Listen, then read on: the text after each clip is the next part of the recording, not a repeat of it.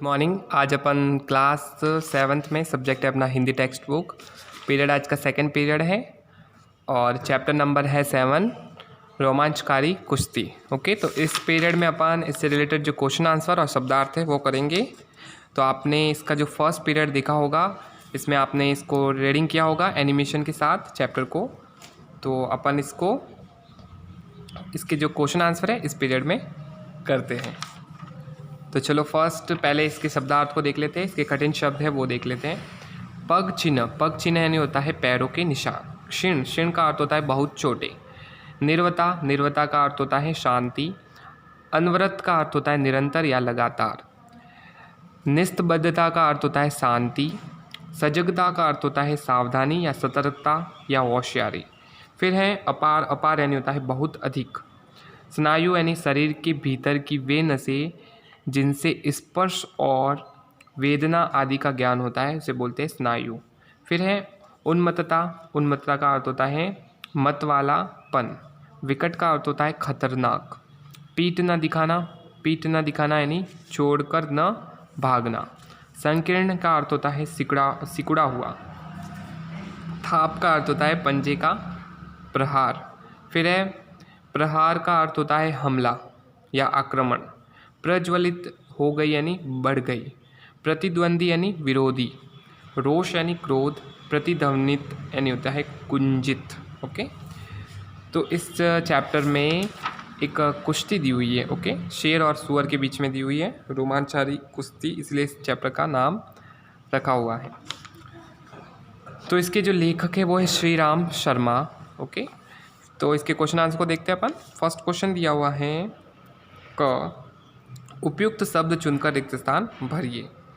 First है सहसा नदी किनारे से चकवे की पुकार को भंग करती है। तो इसका आंसर है निस्तबद्धता है को भंग करती है। ओके, तो निस्तबद्धता आपको फिल करना है। सेकंड है गड्ढे में बैठे दोनों आदमी की प्रतिमा बने प्रकृति की छटा देख रहे थे सजगता। ओके, तो इसमें आएगा सजगता की प्रतिमा बने प्रकृति की छटा देख रहे थे। थर्ड है शक्ति और शान का वह प्रतिबिंब अकड़कर खड़ा हो गया। अपार शक्ति और शान का वह प्रतिबिंब अकड़कर खड़ा हो गया। फिर है नेक्स्ट क्वेश्चन पेज नंबर 39 पे दिया हुआ है। उसमें लिखा हुआ है सही कथन के सामने सही का निशान लगाना है और गलत कथन के सामने गलत का निशान लगाना है। तो फर्स्ट क्वेश्चन दिया हुआ है पशु प्रकृति से प्राप्त गुणों के कारण हिंसक होता है। तो हाँ, जो पशु को जो प्रकृति से जो गुण मिलते हैं उसी के कारण वह हिंसक होता है। सेकंड है गन्ने में मिठास तथा नींबू में खटास उनके प्राकृतिक गुण हैं। तो हाँ, गन्ने में मिठास और नींबू में जो खटास का गुण है वो नेचुरल गुण है। ओके, तो इसका आंसर सही है। थर्ड है प्रतिद्वंदिता होने पर शेर सुअर के आगे न ठहर सका। नहीं, ये सेंटेंस है वो रॉन्ग है, मतलब कि इसमें आपको रॉन्ग फिल करना है। फिर है नेक्स्ट दिया हुआ है ग में पाठ के आधार पर सही विकल्प के आगे सही का निशान आपको लगाना है। तो फर्स्ट है जेम्स साहब को खबर लगी कि कोठी से कुछ दूर गाय को मार दिया। किसने मारा था? शेर ने। ओके, तो इसका आंसर होगा शेर ने अ।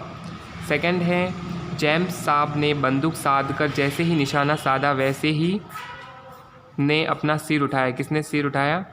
शेर ने, सुअर ने या बाघ ने? तो किसने उठाया था? शेर ने। फिर है शेर की चुनौती को ने स्वीकार कर लिया। किसने स्वीकार किया था शेर की चुनौती को? सुअर ने। 1 मिनट के लिए दोनों की लड़ाई में उत्तेजना आ गई। दोनों की लड़ाई के लिए उत्तेजना किस तरह की उत्तेजना आई थी?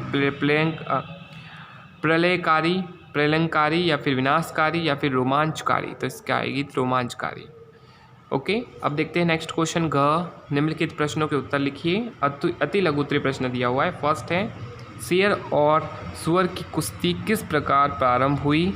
ओके, तो ये जो अति लघु उत्तरीय में दिया हुआ है, लेकिन ये दीर्घ उत्तरीय क्वेश्चन है। लघु उत्तरीय क्वेश्चन है। तो इसका आंसर है वो यहाँ पर दिया हुआ है। ओके, मैं आपको बताता हूँ। पेज नंबर 36 पे दिया हुआ है, ये यहाँ से लगा के यहाँ तक। ओके, ये किसका है? आपके अंदर जो अति लघु उत्तरीय दिया हुआ है, अति लघु उत्तरीय ओके, अति लघुत्रीय, ल का मतलब लघुत्रीय दिया हुआ है, उसका आंसर है यहाँ से। मतलब कि जो शेर और सुअर था उनके बीच में जो लड़ाई हुई थी वो किस तरह के प्रारंभ हुई थी, तो यहाँ से यहाँ तक आंसर है। ओके, जो अंडरलाइन किया हुआ है वो सारा आपको लिखना है। फिर नेक्स्ट क्वेश्चन दिया हुआ है, सेकंड क्वेश्चन दिया हुआ है, इसमें लिखा हुआ है शेर और सुअर की कुश्ती का क्या परिणाम हुआ। शेर और सुअर ने जो कुश्ती की थी उनका परिणाम क्या हुआ था, लास्ट में रिजल्ट क्या निकला। उनकी कुश्ती को जोड़ बराबर रहा, मतलब कि उनकी दोनों की ताकत एक जैसी थी, तो उनका जोड़ बराबर रहा और अंत में दोनों ही शांत हो गए। अंत में क्या हुआ, लास्ट में दोनों ही एक दूसरे जो है वो शांत हो गए थे। इसका आंसर होगा उनकी कुश्ती को जोड़ बराबर रहा और अंत में दोनों शांत हो गए। ओके, तो यहाँ पर उनकी कुश्ती का कौन नहीं आएगा, का आएगा। थर्ड है, शेर मानो कह रहा था कि मैं किस बला में आ फंस गया, इससे क्या अभिप्राय है। मतलब कि शेर ने क्या किया था, बिना सोचे समझे कुछ कुश्ती के लिए ओके विचार किया था। तो आपका इसका अभिप्राय ये होता है कि बिना सोचे समझे कभी जोश में होश नहीं खोना चाहिए, क्योंकि जोश में आकर मुसीबत में फंसने से सिर्फ पछताना पड़ता है, इसका अर्थ है, इसका अभिप्राय है। ओके, फिर नेक्स्ट क्वेश्चन, जेम्स साहब को क्या सूचना मिली थी। जेम्स साहब थे, उनको क्या सूचना मिली थी, उनको सूचना मिली थी कि कोठी से कुछ दूरी पर शेर ने गाय मारी है। सेकंड है, गाय का मृत शरीर पाकर क्या विचार किया गया। उत्तर है इसका, शेर के शिकार के लिए बैठने का स्थान बनाया जाने लगा। क्या विचार आया था कि गाय का जो मृत शरीर है उसके बाद उन्होंने विचार आया कि शेर के शिकार के लिए बैठने का स्थान बनाया जाए या फिर बनाया जाना लगा। थर्ड क्वेश्चन दिया हुआ है, जेम्स साहब और उनके साथी योजना की सिद्धि के लिए कहाँ बैठे। तो इसका आंसर है वो आपको पेज नंबर मिल जाएगा 36 पे। लघु उत्तरीय क्वेश्चन थर्ड है, देखो कि दोनों कहाँ पर बैठे थे। एक खड्डा खोदा गया, चारों ओर से उसे कांटों और लकड़ों से सुरक्षित कर जेम्स साहब एक साथी को लेकर गड्ढे में घुस गए। ये यहाँ पर बैठे थे। फिर है यहाँ से लगा के आपको यहाँ तक करना है, थर्ड का आंसर। फिर नेक्स्ट क्वेश्चन दिया हुआ है, जेम्स साहब ने साथी द्वारा सजग किए जाने पर क्या देखा। ओके, फोर्थ क्वेश्चन है, तो इसका आंसर भी आपको मिलेगा पेज नंबर 36 पे। उन्होंने धुंधले क्षितिज पर रात की लंबी और बुरी छाया में एक भीमकाय आकृति दिखाई पड़ी। वह ठीक गड्ढे की ओर आ रही थी। कुछ और निकट आने पर ज्ञात हुआ कि वह एक सुअर था। ओके, यहाँ से यहाँ तक आंसर है इसका फोर्थ का। फिर आपको दिया हुआ है फर्स्ट क्वेश्चन दीर्घ उत्तरीय में, उसमें लिखा हुआ है शेर ने सुअर पर आक्रमण करने के लिए किन किन दाव पेचों का प्रयोग किया। तो इसका आंसर आपको मिलेगा पेज नंबर 37 पर, दीर्घ उत्तरीय का। ओके, यहाँ से लगा के यहाँ तक पहले लिखना है आपको, दीर्घ उत्तरीय है इसलिए बड़ा होगा यहाँ तक, और फिर आपको ये यहाँ से यहाँ तक लाइन लिखनी है एक और। ओके, यहाँ तक रहेगा, ये बीच वाला मैटर आपको लिखने की ज़रूरत नहीं है। फिर नेक्स्ट क्वेश्चन, शेर जवानी की धार में बह रहा था, स्पष्ट कीजिए। तो इसका आंसर यहाँ है, मैंने लिखा हुआ है पेज पे। तो इसका आंसर है यौवन की उन्मत्तता शेर पर हावी थी। ओके, यौवन की उन्मत्तता शेर पर हावी थी, इसी से अभिप्राय है कि वह जवानी की धार में बह रहा था। जवानी की धार में बहता शेर शक्ति, हिंसा और फुर्ती से परिपूर्ण था। जवानी इन सभी गुणों का सम्मिश्रण मानी जाती है।